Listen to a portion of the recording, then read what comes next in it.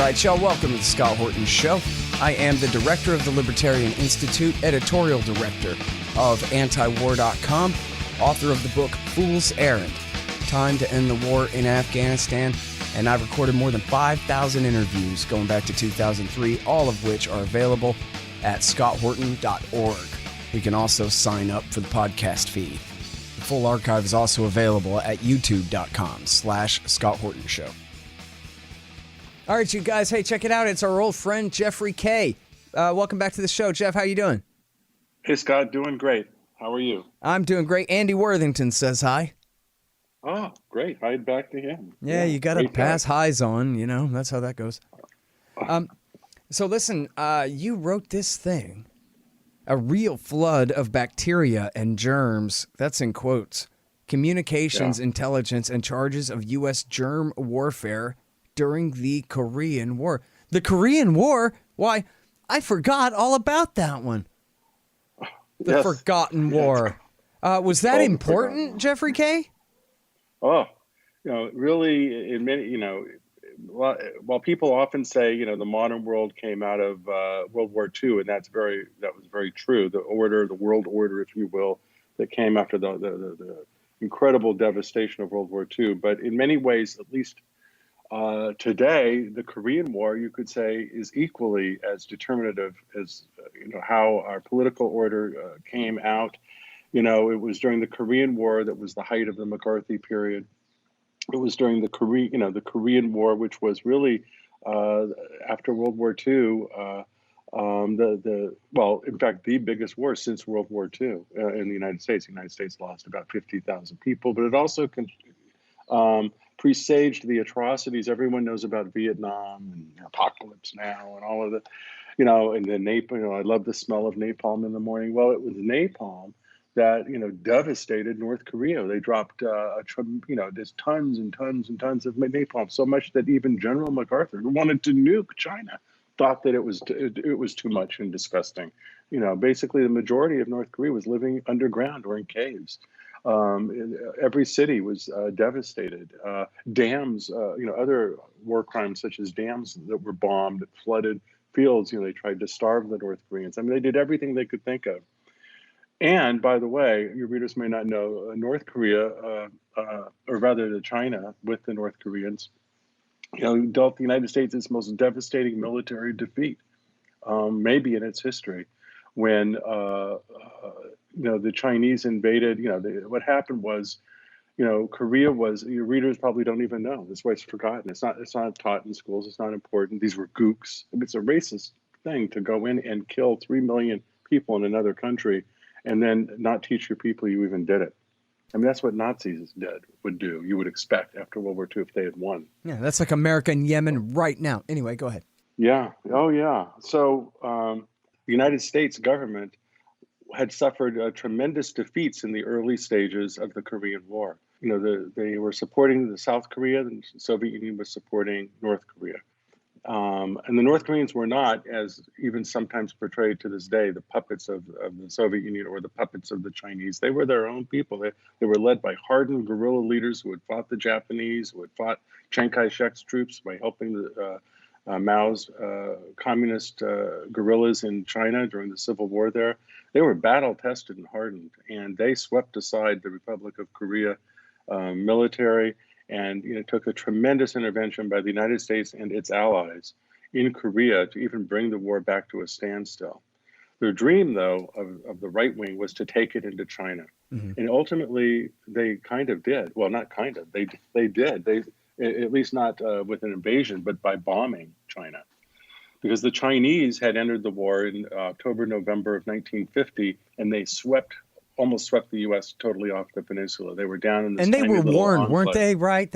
That listen, we kicked the North out of the South. We should leave it at that. If we push all the way to China, then the Chinese are going to come into the war. And then they ignored that, and they pushed all the way to the Yalu River border there. And then the Chinese so-called volunteers, in other words, the infantry, came rushing across the border.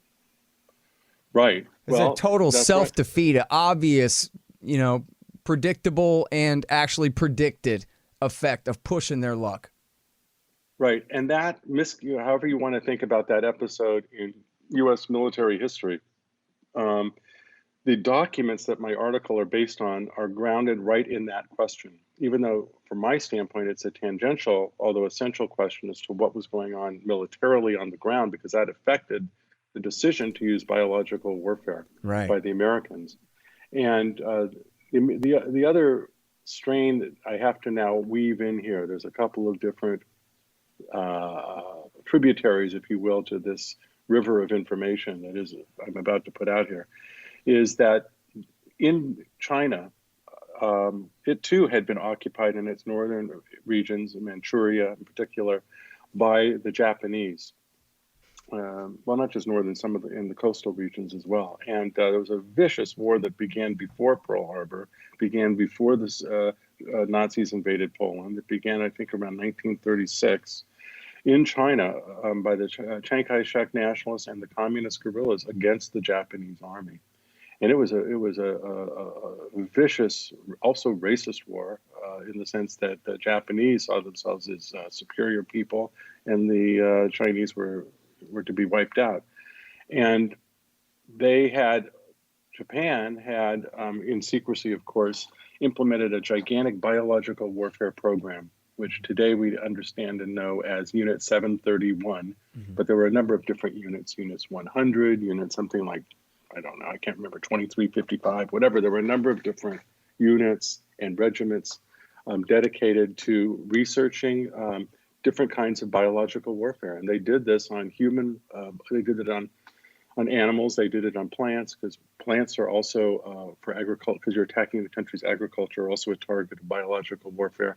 And they did it on human beings. And those human beings they experimented upon were prisoners, or opponents to the regime, Japanese regime, or just, poor people who got swept up, common criminals in some cases, and were experimented upon with different types of biological organisms and other experiments that the Japanese were doing, such as on how to deal with frostbite and malaria, things like this, and venereal diseases. Women were raped so they could be inoculated with venereal diseases and then dissected alive, as most of these prisoners were, because to the Japanese scientists, if you were going to be rigorous and rule out all sorts of different confounding variables, like, the chemicals they put into a corpse to preserve it or to stop it from decaying and smelling everything up, you couldn't have that, because that would be a confounding variable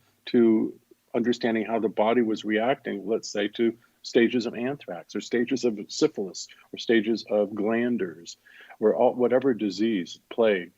They were big on plague. Yeah, they were big on bubonic plague.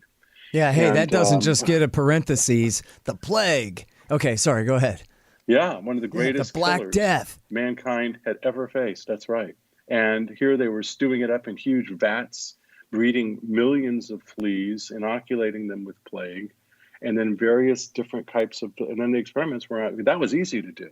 That was easy. And then they're dropping them over Nanking, right? This is part of the rape of Nanking, famous atrocities of World War II.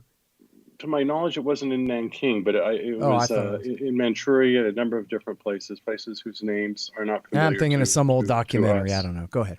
It might have been. I mean, or there were charges. It's possible that we don't. Even people my age, I'm way too young for World War II. This is 25 years before I was born and this kind of thing. But at least I was raised on the mythology, which is correct. I don't mean to dismiss it as a mythology, but just the important, essentially the legend of the cruelty of the Japanese Empire in their occupations and the way they treated the Americans on the Bataan Death March, all their Canadian prisoners of war as well. But what they did to the Chinese, these are scarlet war crimes, equivalent to any in history, equivalent to the same things that the Nazis were doing on the other front at the same time. Absolutely. So it's all the more important to understand that after the war, there were war crimes trials, as there were at Nuremberg in Europe. There were war crimes trials set up by the Allies in Tokyo for the various crimes, the crimes of starting war, just as they did against Hitler, and many other kinds of war crimes, some of which you've just mentioned.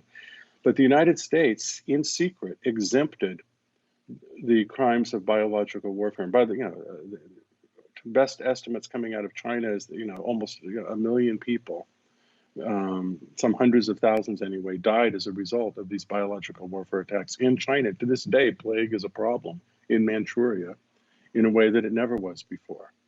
And but of course, they did more than plague. So the United States secretly amnestied General Shiro Ishii, who was the head of Unit 731, his top scientists and other people that they could with expertise, and the latter, their part of the agreement was that they would turn over to the Americans all the data they had gathered.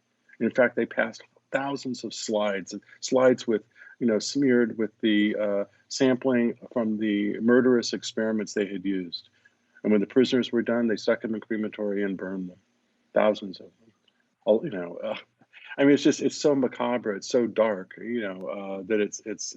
But that's not why it was kept from the American people, because this was kept secret and only finally came into American consciousness. It leaked out in little ways, but finally in the mid '80s, when journalist John W. Powell, who was prosecuted by the United States government for reporting on biological warfare in Korea for sedition. Talk about Julian Assange. Decades before Julian Assange, journalist John W. Powell, his wife, who was assisting him as an editor, and another colleague from their magazine, China Monthly, were prosecuted for sedition. And their professional lives were destroyed. There should be a medal. There should be an award in his name. Brave, because what he did is he still didn't give up, and he used the new FOIA tool introduced in the 1960s, and he spent years and years, and he tracked down a good deal of the aspects of this deal that the U.S. government, who secretly denied it. They denied that biological warfare ever took place. They denied that anyone had even tried such a thing. Right. Even while they themselves, United States government, since 1941-42, had a mega program of development of biological warfare going on. Yep. How do you like that, everybody? Welcome to American Revisionist History 101 here, where America pardoned the very worst war criminals as long as they could employ them to develop biological weapons to use on who? The Koreans, the people that the Japanese had been occupying. And on whose side? The very Quislings that had been working for the Japanese during the Japanese occupation turned right around and just became them. It's all we did. It's just like Sumner said about Spain, the conquest of the United States by Spain. In World War II, the conquest of the United States by Japan, where we turn into the very worst of their imperialist mass murderers. Yeah. That's what happened. America really lost its soul. They hired a bunch of Nazis too, Reinhard Gehlen and that whole organization, of course, in Europe. Yes. And they also got the people who were involved in the Nazi biological warfare program, right. Walter Schreiber and Kurt Blum. And in A Question of Torture by Alfred McCoy talks about how they had imported all of the torture techniques and all that. Werner von Braun gets all of the spotlight that, they helped us with our rockets. But that's like spin. That amounts to a justification. Sure, we brought some Nazis over, but they helped us get to space. But not all this stuff about the worst war criminals in the world. Right. So what happened was this: the United States government, in headlong flight from the invading Chinese People's Volunteer Army that was cascading down the Korean Peninsula with the North Korean military as well, had cornered the U.S. Army into a little enclave in an area known as Pusan at the tip of the Korean Peninsula. And there they were able to mount a defense, in part because they had broken the communication codes of the North Korean and Chinese militaries. And so they were able to intercept messages, and they could tell where the North Koreans and the Chinese were moving their men and material around and where they would attack. And so they, with that intelligence in hand and intelligently used by the commanders the U.S. had at that place, they were able to maintain a very stout defense of this tiny enclave. The type of intelligence, by the way, as you pointed out, they ignored um, less than a year earlier that led to the original invasion of the North Koreans into what was already a massive civil conflict happening in South Korea at the time, and then later ignored when the Chinese entered the war. But now they were using it to defend themselves militarily, and the generals involved, they knew what to do with it. They weren't and they used it. And that's called signals intelligence or communication intelligence, COMINT, COMINT, all caps. People might see it who read, spy books and books about military history. And that's what I came to look at myself, because it turned out that the CIA, to commemorate the 60th anniversary of the start of the Korean War, decided to declassify hundreds of these communications intelligence daily reports, for historians to look at. And they did this in 2010, and then they posted them in 2013 on their website in a release which they labeled "Baptism by Fire." And there they sat. And of course, with all the stuff on the left in particular about, but even the right wing, about getting FOIAing and getting documents, and we need documents. Here were documents that carried the smoking gun on one of the greatest war crimes the United States had ever been involved in, and they just sat there on the servers of the CIA, open to anyone to see. No, I'm so glad you got into that, because I was going to bring this up, that I know that in the past it's been said that, oh, come on, all this stuff about the U.S., I guess even back then they said, and maybe all the way through to this day, they say that all this stuff about the U.S. using germ weapons in Korea, that's all KGB propaganda. And so you are a useful idiot of the Kremlin, and this is all fake. But then you're saying, yeah, no, these aren't fake documents. I got them from the CIA. Right. Exactly. This has been a war of words ever since the charges of biological warfare began in a big way in February of 1952. But even a year prior to that, there were charges of the U.S., the North Koreans and Chinese had charged that the U.S. was spreading disease, in particular smallpox, in areas that they were retreating from under their headlong retreat. That I was just talking about. One thing they were accused of doing was poisoning wells and somehow infecting people with smallpox. Now, whether they did or not, I don't know. I've never been able to get documentation about that, and I've given subsequent information on the later, even much more massive germ warfare. It seems very plausible that the U.S. in fact did do this, but I don't have hard data on it as I do on the 1952 germ warfare attacks, which began in roughly January of 1952, and but it was very interesting to those who were suffering such attacks, because they understood them immediately, because this is what Unit 731 did. It was the tactics, not of the kinds of things that Fort Detrick was researching. It was, which were anthrax pancake bombs and glanders and plant certain kind of brucellosis.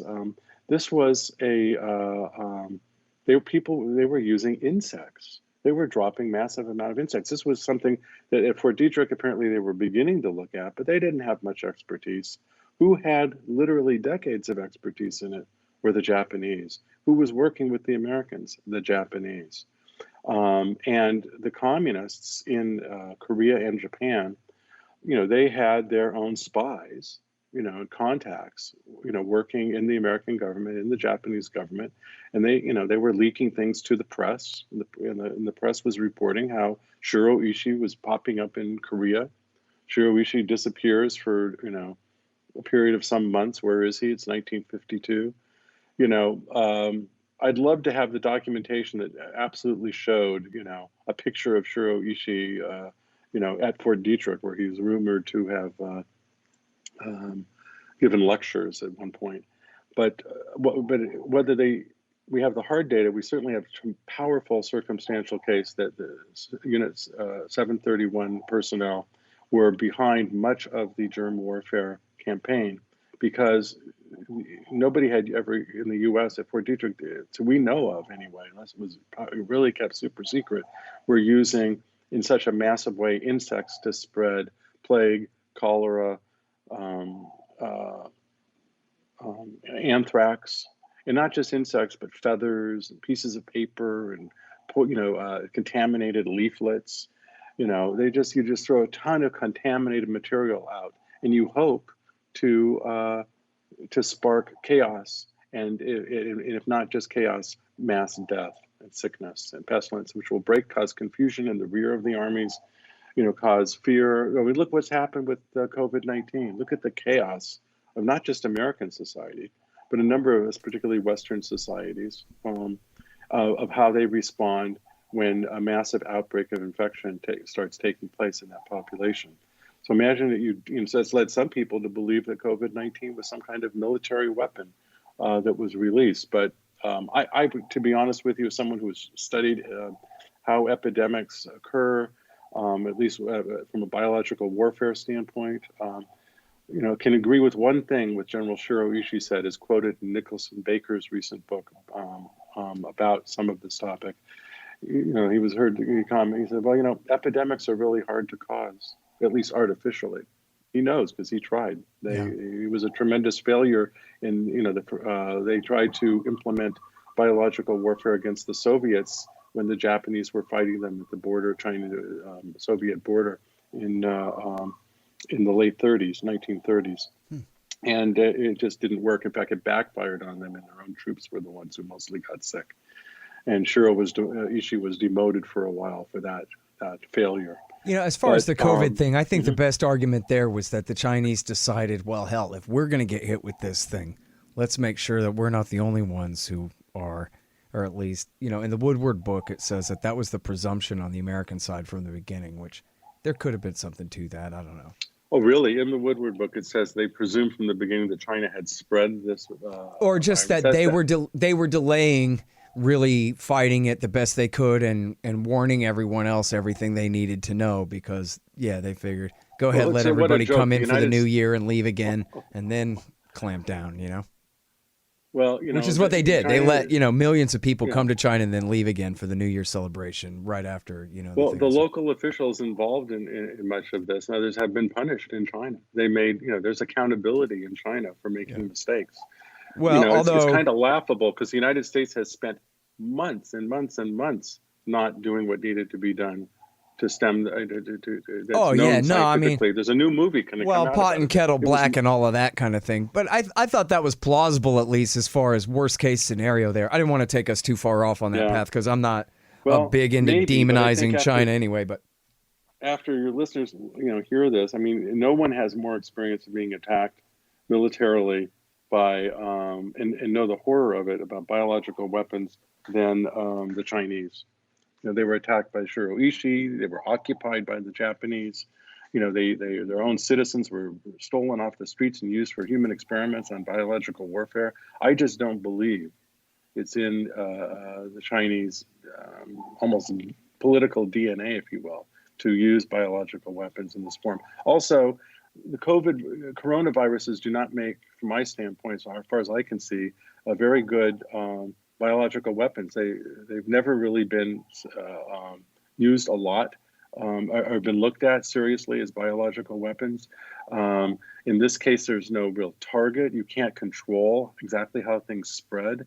And that's particularly true with a virus like this coronavirus. Anyway, I won't go into it, but I just don't see it. Yeah, no, I agree.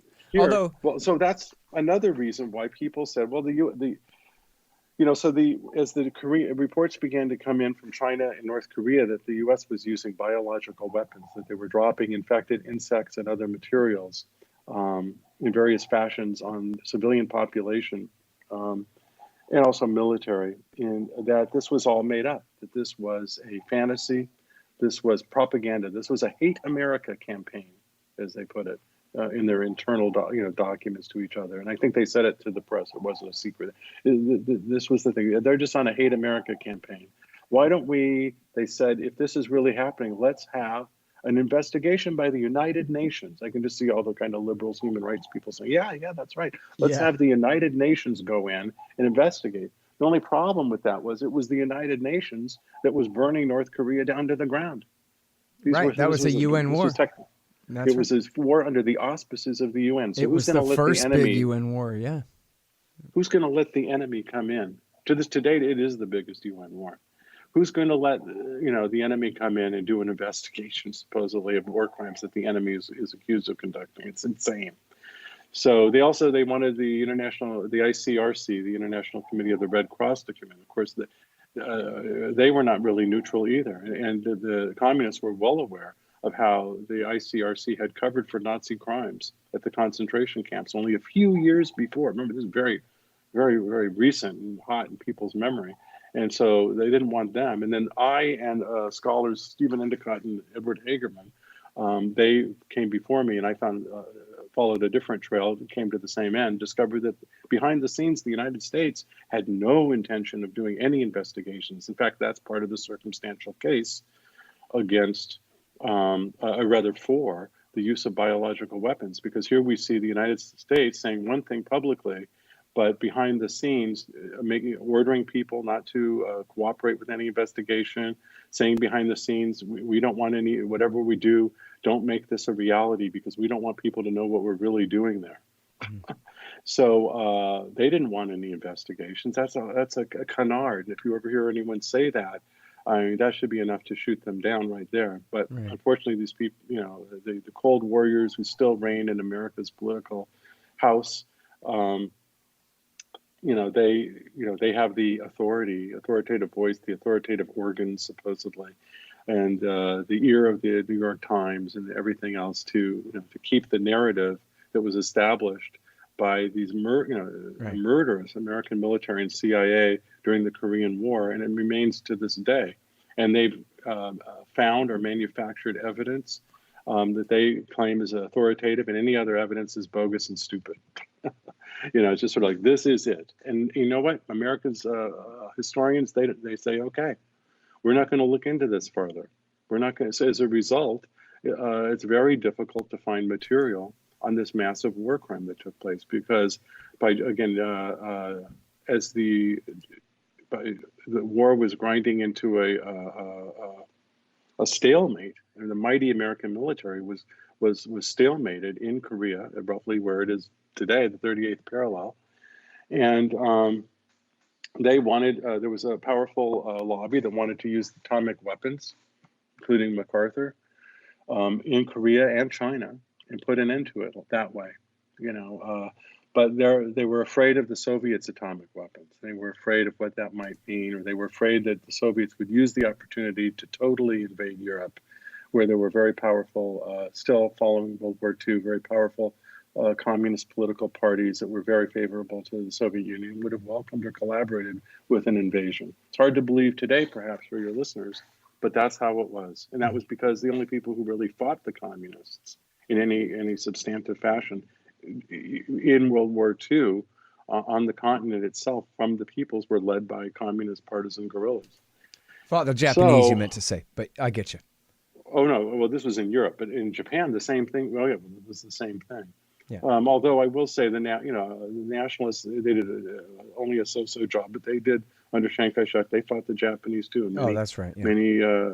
Many able people were killed and atrocities committed, to the nationalist China government, and so the United States. Not in Korea, though. I mean, it really was Kim Il-sung and the communists that had led the entire rebellion against the Japanese occupation, right? Yeah, there were some Korean nationalists, but they were a small component. It really was. So if the Americans needed somebody to pick to run the South and be right wing, they really didn't have anyone to choose from except Japan's former quislings.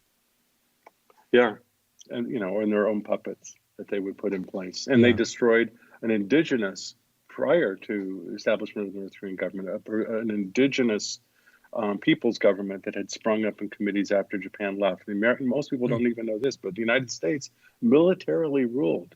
The ruler of South Korea from late 1945 to in 1947 was the United States military government. It was a military regime led by, run by the United States in South Korea before they could install their puppet government. Yeah. Hey guys, Scott Horton here for Mike Swanson's great book, The War State. It's about the rise of the military-industrial complex and the power elite after World War II, during the administrations of Harry Truman, Dwight Eisenhower, and Jack Kennedy. It's a very enlightening take on this definitive era on America's road to world empire. The War State by Mike Swanson. Find it in the right-hand margin at scotthorton.org. Hey y'all, Mike Swanson is a successful Wall Street trader with an Austrian school understanding of the markets, and therefore he has great advice to share with you. Check out Mike's work and sign up for his list at wallstreetwindow.com. And that's what you'll get, a window into all of Mike's trades. He'll explain what he's buying and selling and expecting and why.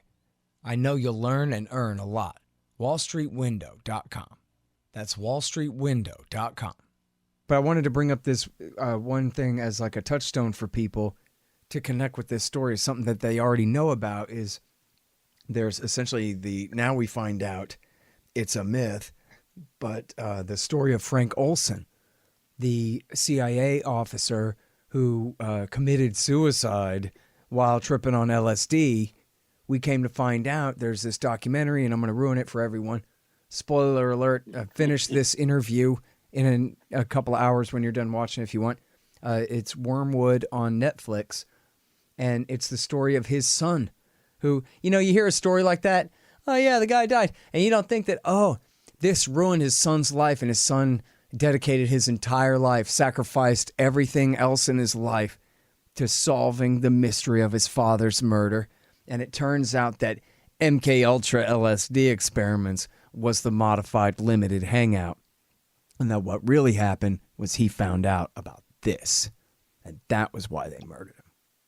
Well, he was involved in it. He was part of the Special Operations Division. In fact, leading it at one point, I believe, at Fort Detrick. Mm-hmm. And they worked on suits. We know that he worked on materials for U.S. personnel to wear to protect themselves while conducting biological warfare. And God knows what else he did. He also was apparently involved in some kind of drug terminal experiments in Germany, or witnessed them.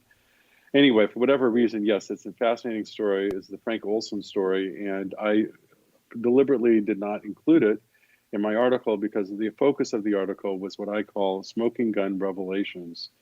That in fact, no matter what subsequent propaganda was put out there, what the entire force of America's narrative is, from their historians through the press to the military spokespeople and the CIA, which is that the charges of germ warfare and dropping insects with disease was a hoax or a false alarm, or as one researcher put it, a grand piece of political theater. It was in fact real, but the case against it has always been circumstantial until now. Circumstantial cases, such as what I used to try and show that people were murdered at Guantanamo, are powerful. A good circumstantial case can win you in court because, the preponderance of the evidence shows that this, whatever is being charged, is true. And there was tons of evidence to show that the United States had lied about what it was doing with biological warfare, that they were interested, they were doing things in terms of research. The cover-up around Unit 731 and the similarity between the techniques that 731 had pioneered and what was then happening in Korea. It was all of this, but it was still, where's the money? Where's the evidence? Where's the piece of paper that says, hi, my name's Douglas MacArthur, and I hereby authorize biological warfare in Korea? There was no, they didn't do it. It was a covert program. If people think such a massive program could happen and be secret, one only has to reflect back to the U.S. secret bombing of Cambodia, where a massive entire bombing campaign destroying, a significant region of a sovereign other nation, in this case Cambodia, took place, and it was kept secret for years. That this happened. When it came out, it was almost an article of impeachment against Nixon, but that's a story totally tangent. I won't go there. However, secret programs are not impossible, and this was a secret program. It was, in fact, a true conspiracy, which is what secret programs are. conspiracy to conduct some kind of awful thing, crime, that they don't want people to know about, and be able to disclaim it, have plausible denial, as they titled it, that such a thing ever took place. Truman could say, maybe plausibly, I never ordered such an event. Well, maybe he never did. He never actually issued a paper order, but what was said over the telephone, go ahead with it, boys, or whatever, is probably what happened. But that, again, that's circumstantial. So suddenly the CIA releases, now we come perhaps to the point your listeners are wanting to hear, that the CIA released documents, and in these documents are the the predecessor to the National Security Organization, the AFSA, the American Armed Forces Security Agency, or whatever, which was, had the people out there listening, and the cryptologists to decode, and the linguists to translate, what was being said, would then distribute the information to its clients, the U.S. military hierarchy and the CIA and other elements of the executive branch, like the State Department. In kind of a stingy way. Part of my article recounts some of the chaos that went on in the signals intelligence or communication intelligence branches of the military and the CIA at that time, just to give the context of what was happening in the war. But what these daily reports were showing was over and over and over again. And I reprint 28 of them. And in my article, you can download and read them yourself. These were highly top secret documents, above top secret. Within the realms of the intelligence community, they were called secret intelligence. And they had special code words. If you didn't know the code word and you hadn't been read into that program, you couldn't get that information. And so, but now, 70 years later, we can read them. And what they document are this or that military unit, a North Korean military unit or Chinese military unit radioing, what was happening from one place to another. Hey, we're under attack by insects, infected insects. How do they know they're infected? Because you get the insects. People are getting sick. Other people have gotten sick. They're collected. They're destroyed. Some samples are taken to a laboratory. The laboratory, does its work and sees if there's anything there. And they were finding things. In the past, they said, well, who can believe it? These are communist scientists. These are communist propaganda. Of course, they're going to say that. It was all made up. It was sent in there. But now we know that it really happened. So, for instance, the first incident was that we have now the CIA didn't release everything. They released sampling, but the sampling is enough for our purposes. It would be good to have everything so we could understand the full parameters of the attack. But right now we do know that the first the battalion of the 7th Railroad Security Regiment, right, of North Korea, in the coastal area of Wonsan, radios to its superiors that they're suffering. There's the area where they are militarily they're occupying. There's poisoned drinking water. Somebody's dropped contaminated paper or tissues, and if you put them to your nose, it kills you, or something like that. A few days later, a North Korean coastal security unit, remarks that we've been attacked by bacteriological agents.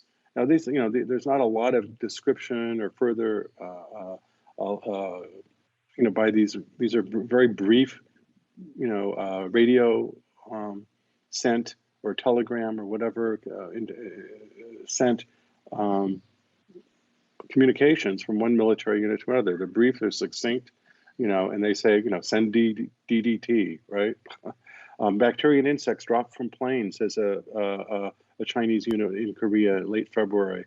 These are from CIA documents, right? So if this was a fake hoax, where supposedly, according to the documents released by researchers at the Wilson Center, right-wing think tank partially funded by the U.S. government, but everyone accepts their documentation as proven fact, said, oh yeah, a couple of fake sites were put up for investigators were coming from Europe. Investigators were being sent by the World Peace Council. And, and we're going to fake the germ warfare campaign really happened. We're going to set up some fake sites. We're going to inoculate a few people, prisoners already. We'll kill them with plague, and it will show them to these scientists, and they'll think that a germ warfare attack occurred. Everyone goes, yeah, it was a fake. It was a grand piece of political theater. Well, here's the CIA document. And so that's how things pretty much rested till today. People built powerful cases against that to show, some, eyewitness accounts in some cases. The most controversial is the fight that's taken place over the confessions of a couple of dozen United States Air Force, in some cases, a few cases, Marine flyers who testified to the Chinese, who told the Chinese that we did do this, and they gave them information about, how they were trained, where they got the training, how the program developed from their own personal standpoint. And even though that seems like pretty good evidence, what the United States said is that these confessions to using biological weapons were produced via torture. This is how I got into this whole issue, by the way, Scott, because I was working on anti-torture issues, and over in the press, I would read these techniques being used against at Guantanamo and the CIA black sites were honed originally by Chinese communists to produce false confessions during the Korean War. And those what false confessions? Well, false confessions of use of biological warfare. And they were brainwashed. I mean, the whole idea of brainwashing comes up in the Korean War and becoming a Manchurian candidate, right? That somehow some secret, amazing way to control other people, make them say things that are totally false had happened. And we have to fight that. And that takes us down another road, to the road of MK Ultra and torture programs. And I'll indicate to your listeners there is that road, but I'm not going to go down it here. I'm going to stick to the attacks, the biological warfare attacks, because that's the massive war crime we're looking at now. That wasn't brainwashing. The flyers were telling, whether under coercion or not. They were, in that sense, for this case, for the war crime, it is a secondary, although important question as to whether or not the information was tortured out of them. But we now have other information. These come from super top secret documents and communications intelligence cables that were coming from the military to the CIA, who then would produce a daily report about what these reports meant, what was said, to their superiors, again, for the consumers of their intelligence product. And I have at least, a couple of dozen of those cases. If it was just one, okay, well, that would be very interesting.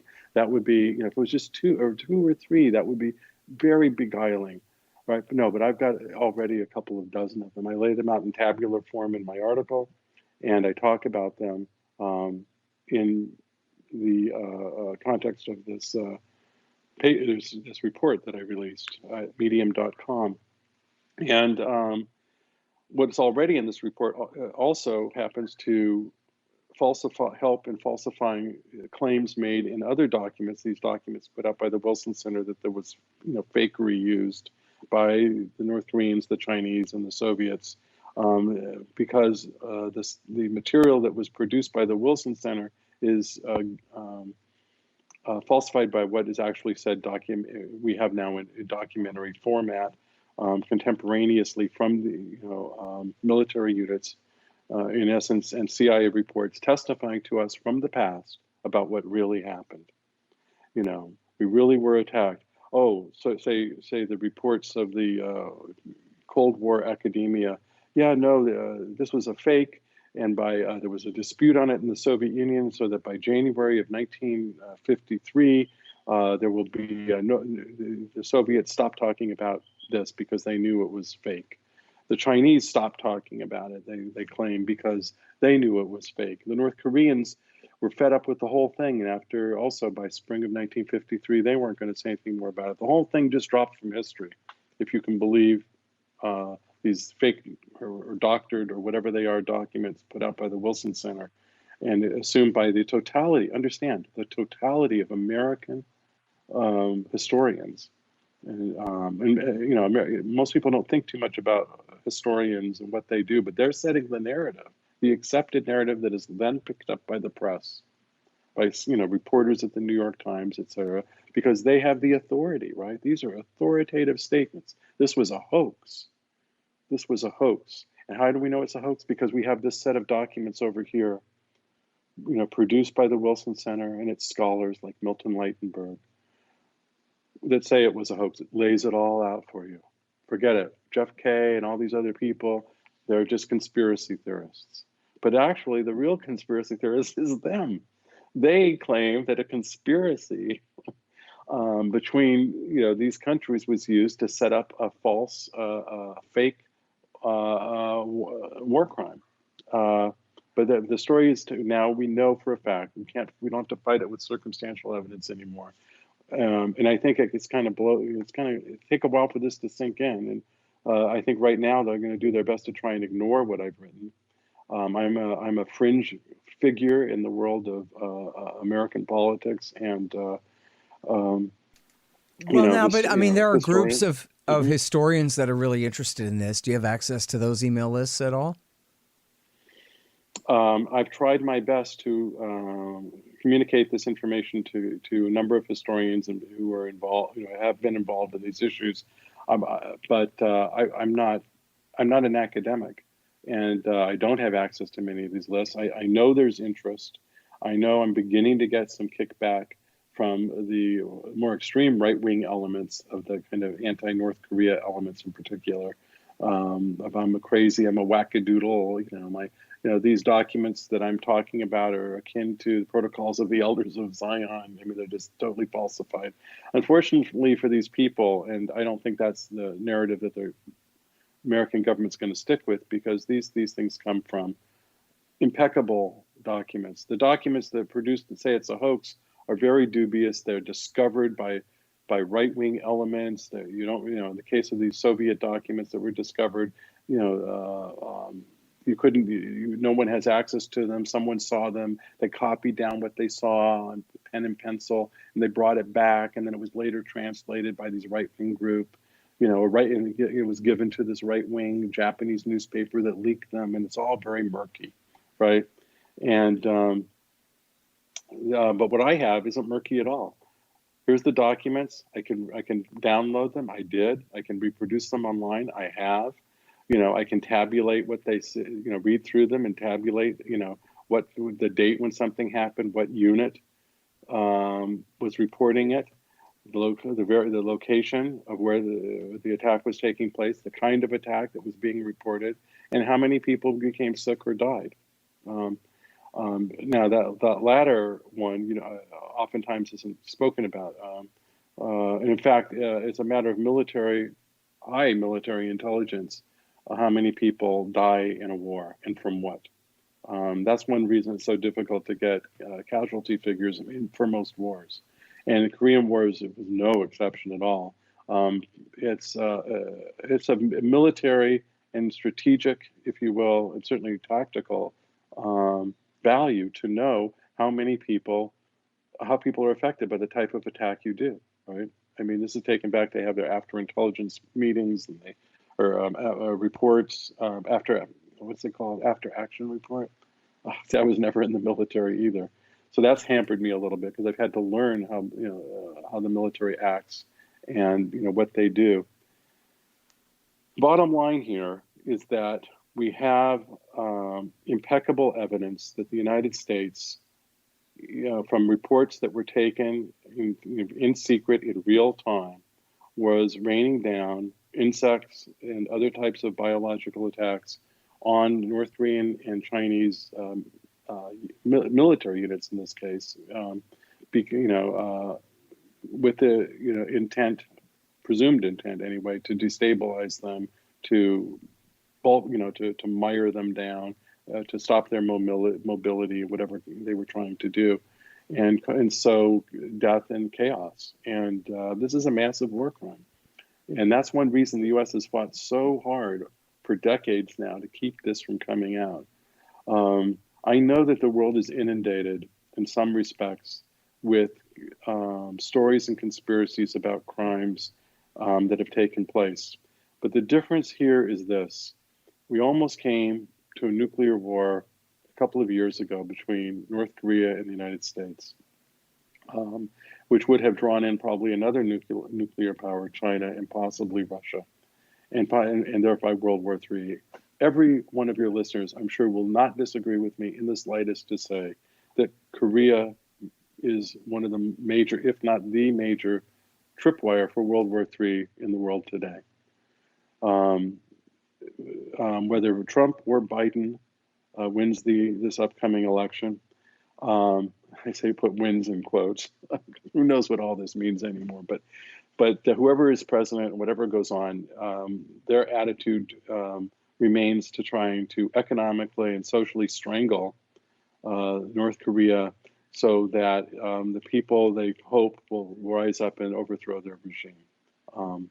And North Korea will be absorbed into capitalist South Korea, much as East Germany was absorbed into capitalist West Germany, into one capitalist Germany, and one day we will have one full peninsula capitalist Republic of Korea. That's their dream, that's their hope.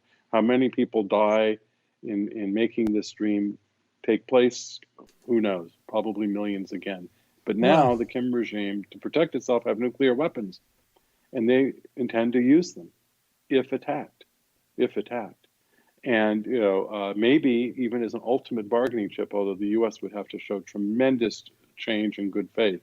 But I'll tell you this: if the United States government were to admit to China and the North Koreans and the world and say, yeah, mea culpa, we did terrible things and we committed war crimes, and we did in fact drop biological weapons on you, and we are so sorry, and we're going to pay reclamations to you as we would to other countries where and as Germany did to the nations that it conducted war crimes on, then we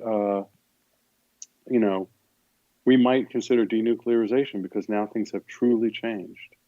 But if they don't truly change, we are looking at potential for World War III pretty much every day over there. And so I believe that getting this information out is about the most important thing that we could do right now in the world, because this is the most dangerous tripwire in the world.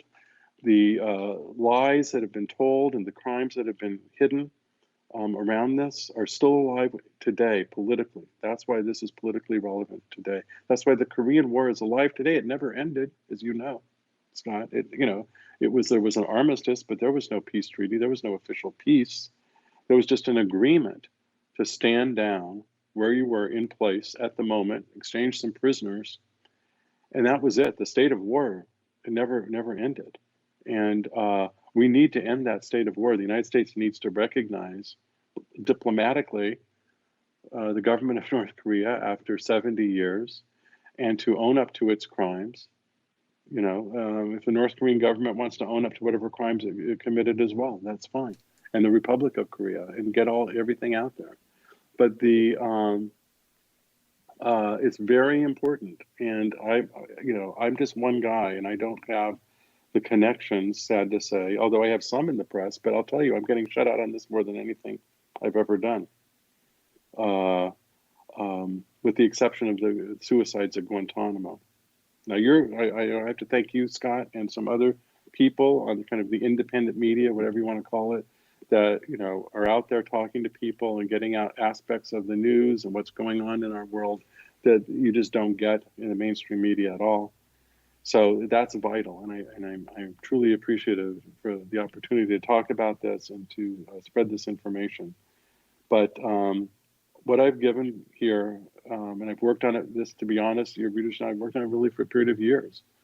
I had to go through many, many, many documents. I had to go through periods of illness and severe illness, and then come back and do it again. So I could put this material out here to go through it, sift through it, analyze it, put it in the historical context, read, understand, before I was ready to, I believe, present a comprehensible, synthetic, comprehensive account of what took place. I think, that's why my article is so long to read. I mean, it's, it's well over 10,000 words, and it's heavily footnoted. And the footnotes are there so that every single claim I make is backed up by a reference to, in this, most of them in reference to an actual document. You should publish this as a Or monograph, man. yeah, I've definitely thought of doing that. I probably would combine it with, we talked about it a couple of years ago when I put out the Joseph Needham report, the International Scientific Commission report, which forms the other major piece of the puzzle, looking at the evidence that had been gathered by North Korean and Chinese, and in some cases European scientists and medical officials under the blows of this biological warfare campaign, and presented to the world in a fashion which, behind the scene, again, this was all a hoax, this was crazy, it was communist inspired. This International Scientific Commission report, headed by British scientist Joseph Needham, who was, one of the foremost embryologists and biochemists in the world, a true genius and a historian to boot, one of the most respected scientists of the world. But that was still a hoax. He was a dupe. They were all dupes. We're dupes. And that material and that, so I might put that together as a monograph or a small book, so that and other people that I have been approached, to be honest, by a few individuals who want me to collaborate with them on a book on this. Other people have worked on this material as well, particularly people who've gone and interviewed survivors of the biological warfare attack. And there have been articles, not in the U.S. press, but in the British press, that made it through the mainstream media, embargo on information about what the crimes that took place around the biological warfare attack. I mean, these are weapons of mass destruction, right? And we hear all the time that we got to watch out. The Russians have a biological warfare program. The Chinese, the North Koreans, and they scare people with the boogeyman. But actually, it's the United States and its ally Japan are the only countries we know of that militarily and that have really attacked has another nation. In a way, it's a BS term to try to lump in mustard gas with hydrogen bombs and that kind of thing. But on the other hand, no, there is a real reason to understand them in that way, and that is that they can't, well, I guess mustard gas could conceivably be used on a battlefield, but for the most part, they are meant to kill civilians, or at least they're interpreted that they can only be used in a way where innocent people are necessarily caught up in it, right? You can't have an atom bomb war without killing innocent people, and you can't unleash the plague on somebody's country without innocent people dying. And that's what makes it a weapon of mass destruction, as opposed to even, a 500-pound bomb or a 1,000-pound bomb that Americans drop on somebody's house somewhere. As destructive as that is, and even as many civilians as it kills, it's not the same thing as unleashing a disease or obliterating an entire city in one shot, Well, like atomic weapons, the legacy of the attack lasts long after the attack took place in terms of radioactive contamination. In terms of biological weapons, oftentimes, and this is documented in China from Unit 731, I don't know what happened in Korea because everything is so secretive around it. Hey, I was lucky to get this after 10 years of looking. But in China, we do know from Unit 731, where the remnants of plague in areas become contaminated. It goes on for decades. Right? It's not so easy once a biological organism, a bacteria or a virus is released in an area and it's successfully able to propagate. Does that virus or bacteria suddenly be obliterated from that area? It takes tremendous. So plague, which never, is still endemic in the area, and a big problem in the area around where 731 had its headquarters. Because at the end of World War II, when Soviets invaded Manchuria and sent the Japanese scurrying, the members of Unit 731 headquarters, which was covered, hundreds of acres of different laboratories and crematoria, did their best to destroy it, and all the animals and fleas and other things they just set them loose. They just set them loose into the countryside, and where they spread in that area more plague, more disease, and so the legacy of the attacks lasts for generations. Chemical warfare, the same thing in Japan. In China, thousands of people die still every year from unexploded and discovered chemical ordnance left in the hundreds of thousands when the Japanese, fled from China overall at the end of World War II, because Japan, along with biological weapons, used chemical weapons, and that was never brought to war crime trials either, even though they were violating the Hague Convention and post-World War I agreements that we should not use chemical weapons. It was so horrific in World War I that most countries, although the only signatories, the only people who refused to sign such international protocols really were the United States and Japan. Interesting, that more circumstantial evidence of possible use of biological weapons, but again, the days of circumstantial evidence are over. They are now corroborating evidence, or they are supporting evidence of concrete, real, documented reports of the use of biological weapons, which we know because we were sneakily, when I say sneakily, I mean it's that military exigency. Every major country tries to do this, but was secretly listening into the reports of other military units and hearing what they were going through, right? That's part of military intelligence. And, they broke the codes and they listened in, and then they made reports. That's what you're supposed to do. And now, literally generations later, we're able to talk about it. But the Korean War is still a hot spot generations later. This is not a story that, I don't know. I've dropped a bomb, in some way, a truth bomb, if you will, on the entire American political establishment, because who have accepted that North Korea is the boogeyman, and now increasingly China is their boogeyman partner, big brother partner, and they spread disease. They are against the West. They made up these fantastical tales, these hate America tales with the Soviets who were swept aside in the dustbin of history, thank God. And the CIA is who we should be trusting. I don't think the CIA meant to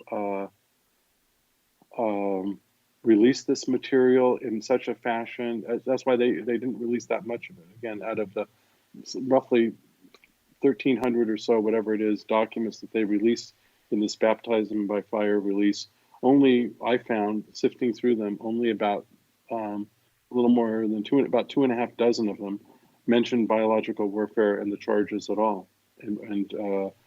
But when they did, again, each time they allowed that through. And there's still plenty in these documents, by the way, that's redacted, whole paragraphs, whole pages. But what they was released was enough in this case. It was enough. It was like our foot in the door of history to see into one of the most secretive and massive war crimes ever produced. We don't know. I think most people who look at this believe, by the way, that the U.S. biological warfare attack in Korea was a failure from a military standpoint. And I tend to agree with them. And the reason being that China and North Korea mounted a tremendous public health response that was very effective and very harsh in many cases. I don't mean harsh against people's freedoms, like you can't wear a mask, which is the crazy stuff here, but harsh in the sense that, when an area was under biological attack and they had seen that fleas, for instance, and these are human fleas, by the way, different kinds of fleas. The fleas that, there's a particular species that goes after humans. Pulex irritans, I believe, is the Latin name. And forgive my pronunciation out there, any of you scientists and entomologists.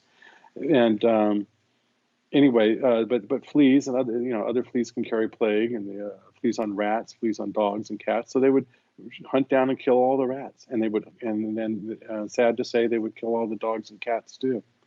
They just weren't going to take any chances, right? That's a harsh regime that does this, and people would go out into were formed into volunteer brigades and to go out into the countryside and find where these insect drops had taken place and destroy the insects, gather them up and burn them. And they were told to wear protective things and be careful. If you read the international scientific committee report on all of this, you'll find that some of those who died were people, sad to say, who didn't take the proper precautions, didn't listen to it. Kind of like Trump, who I'm not going to wear a mask. Now he has been infected by the coronavirus. Sad to say, in the a school teacher goes out and she's very lovable and they like her. I wrote a whole story about some of the plague attacks in Korea a couple of years ago. That's also on my medium.com account. And they just didn't listen. They just got sloppy. And they went out and they didn't wear their protective material and handled infected insects and got plague and died. What I can say now is what I couldn't say last time I talked to you. Last time I talked to you, and some years, in fact, years ago, I believed all that. I believed false confessions. I believed the whole narrative that was laid down. The only thing that turned me around was really the evidence of a cover-up. The evidence of a cover-up started out when I realized that the United States there were two things. One, when I became personally aware that about 731 and the cover-up of it. Even though this was revealed in the United States in the 1980s, it still is on the fringe of American history, as it's taught in schools and in colleges, or World War II documentaries, or whatever you want to say. You wouldn't even know. And the United States government officials and other people, out of ignorance or for whatever reason, would say, no, there's never been an actual case in which biological weapons were used in a major war. Lie, total lie, made out of ignorance or, again, to confuse people and cover up secrets and embarrassing secrets like, yes, we committed terrible war crimes. But, it's why you can't find a volume. The Chinese tried to notify the world of what was going on. And there was after the fact, there was an attempt to not just deny it, but to go after people. Like I mentioned, the John W. Powell case, where an American reporter in China reported, American journalist in China reported what was going on. And when he came back to the United States, was imprisoned for sedition. And the seditious charges were precisely about this. You know how why he didn't end up spending the rest of his life in prison, John W. Powell got out to ultimately expose the Unit 731 cover-up, was that they used a kind of what we would call today gray mail, I think it's called, defense. They said, all right, well, you're going to go ahead and prosecute on this. And the ACLU was helping them. And then we are going, as part of discovery, we want to see all these different documents. We want to see all this stuff. In the U.S., they didn't want to do it. Just like the U.S. made a big show that we want an independent investigation of these charges by the Chinese and North Koreans, and behind the scenes said, there's never going to be an investigation. Don't worry about it. We'll stop it if it happens. That they said, well, you know what? We can't charge you with sedition. We're going to have to drop the charges. They were still under various sets of charges all the way into the Kennedy years. And finally, Robert Kennedy, as Attorney General during the JFK administration, ultimately they kind of quietly dropped the charges against the Powells, John W. Powell and his wife, and then they hoped that the whole episode would just slip into total, the memory hole. So John Powell climbed out of the memory hole. I want to bring America out of the memory hole and tell them what really happened. I maybe naively thought that presenting actually smoking gun evidence, people say, where's the smoking gun? It's not that common, as you probably know, reporting yourself, Scott, on things that smoking guns of age-old crimes just don't appear every day. And when they do, it takes a while for that to be absorbed into the consciousness of a society like as big and as complex as the United States. So that's what I'm trying to do. Yeah. Well, and here it is. It's I'm really glad that you did this, and I do hope that you publish it as a book, and that this gets disseminated out wider. A real flood of bacteria and germs, communications, intelligence, and charges of U.S. germ warfare during the Korean War. It's at medium.com, and of course linked in the show notes of this interview as well. And I'm sorry to cut you short, so to speak, there, comparatively to what you have to say, but I gotta go because I'm late. No, But that's fine. I have to go too. but thank you so much, Jeff. Great work Sure, here, thank and you. really appreciate your time on the show. I really appreciate you having me on, Scott. Take care. Yep, talk soon. The Scott Horton Show, Anti-War Radio, can be heard on KPFK 90.7 FM in LA, APSradio.com, antiwar.com, scotthorton.org, and libertarianinstitute.org.